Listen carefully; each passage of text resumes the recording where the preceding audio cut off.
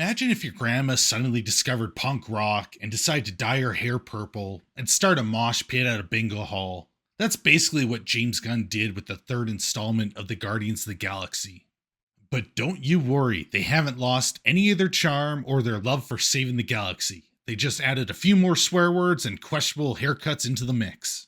So buckle up, grab your Walkman, and get ready for a wild ride through space with Guardians of the Galaxy Volume 3. But first, if you're not subscribed, hit that subscribe button, like the video, share it on social media, and leave a comment. And if you want to support what I do, become a channel member. More on that later. So the movie starts with a flashback of Rocket's past, and let me tell you, it's not pretty. I don't want to spoil anything, but let's just say, it's not every day you see a raccoon turn into Rambo with less brain damage. Fast forward to present day, and our favorite group of misfits are back together. The plot of the movie is about protecting Rocket from the High Evolutionary, who wants to use him to create a counter-Earth populated by evolved animals. It's a plot that will have furries everywhere squirting harder than Splash Mountain. Total sploosh. Actually, yeah, gotta give him the sploosh. This movie has it all: action, adventure, and some serious emotional baggage. Rocket's backstory is heart-wrenching, and I never knew I could feel so much for a CGI raccoon. The plot is full of twists and turns, and the High Evolutionary is one of the most entertaining villains I've seen in a while. I mean, who doesn't love a mad scientist with a god complex? Now on to the characters. Chris Pratt is back as Peter Quill, or Star-Lord, the human-alien hybrid who can't help but make outdated references from the 80s and 90s.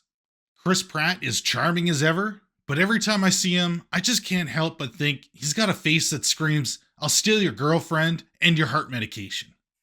Then there's Drax the Destroyer, played by Dave Bautista, who looks like a rejected member of the Jersey Shore. He's only really good at one thing: taking everything way too literally. I bet if you told him take a chill pill, he would actually go find a pill and freeze it. Karen Gillan's Nebula continues to prove that she's the most emo assassin in the galaxy, whose anger is sharper than her razors. And then we've got Vin Diesel playing a retarded ent from Middle-earth. I mean, Groot has the same limited vocabulary and acting range as Vin Diesel, so it's a match made in heaven. The real standout, though, is Bradley Cooper's Rocket, the genetically engineered trash panda with a bad attitude. I mean, who doesn't love a tiny furry creature that can blow up an entire spaceship with just a few buttons? But let's not forget the villain of the movie, the High Evolutionary. Chuck did an excellent job of portraying a character that's equal parts creepy and hilarious. He's the kind of villain that you just love to hate and hate to love. He's creepy, he's funny, and he's definitely one of the most memorable parts of this movie. And let's not forget about Gamora, the deadliest woman in the galaxy, with daddy issues so massive, I'm surprised she didn't end up on a pole stripping for moisture farmers. To present the Power Converters! Oh yeah! Overall, the characters in Guardians of the Galaxy Volume 3 are a motley crew of misfits and weirdos, and that's what makes them so entertaining to watch. They might not be the heroes we deserve, but they're definitely the ones we need right now. James Gunn is back in the director's chair, and he's brought all his quirky, offbeat sensibilities with him. He knows how to make you laugh and how to make you feel bad for enjoying it. It's like being tickled while watching a snuff film. You're horrified, but you just can't stop laughing.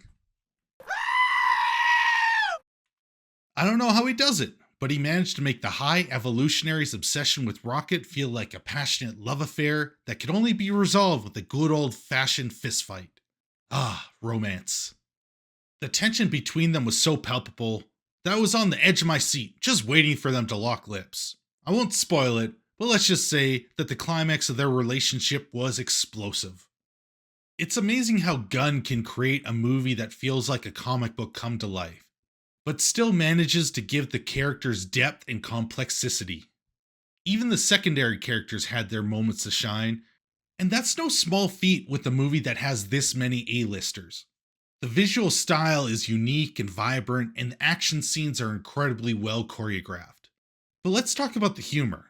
Gunn's writing shines brightest in the comedic moments, and oh boy, are there a lot of them. The humor is fast-paced and off the wall, and you'll be laughing so hard you won't even notice the plot holes. Gunn's attention to detail in this movie was impressive, with every shot feeling like it was meticulously planned. He balances the large ensemble cast well, giving each character their moment to shine. His direction is like a mixtape of weirdness that just somehow makes perfect sense. It's a wild ride that's equal parts heartwarming and absurd, and it's a great way to wrap up this intergalactic saga.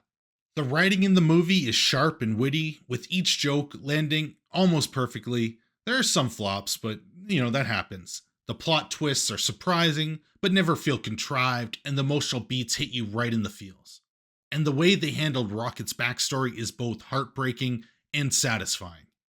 Gunn does an excellent job of weaving together multiple storylines and character arcs, making for a complex and engaging narrative.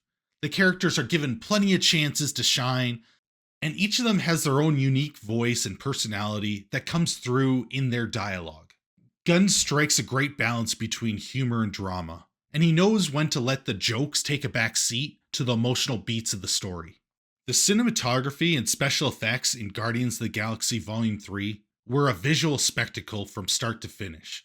The movie is filled with stunning visuals and vibrant colors that just pop off the screen. The space battles and action sequences are the best in Marvel's Phase 4. Which doesn't say much because the rest of Phase 4 was a dumpster fire, but anyways. The visual effects team really outdid themselves. The way the ships moved and exploded was breathtaking, the use of practical effects and CGI was seamless, making it close to impossible to tell where one ends and the other begins. Additionally, the costume design and makeup for the various alien races were so impressive, I almost forgot they were all played by human actors. But then I saw Dave Bautista and I realized that no amount of makeup can make him look like a real human being. The cinematography and special effects really worked together to bring the world to life. The camera angles and lightings were used to create an immersive experience that made the audience feel like they were part of the action. The use of slow motion shots during the action scenes added a sense of drama and tension that made them more exciting to watch. And for the first time in ages, the slow motion shots felt unique. All these different elements helped bring the story to life and made the experience of watching the movie just that much more enjoyable.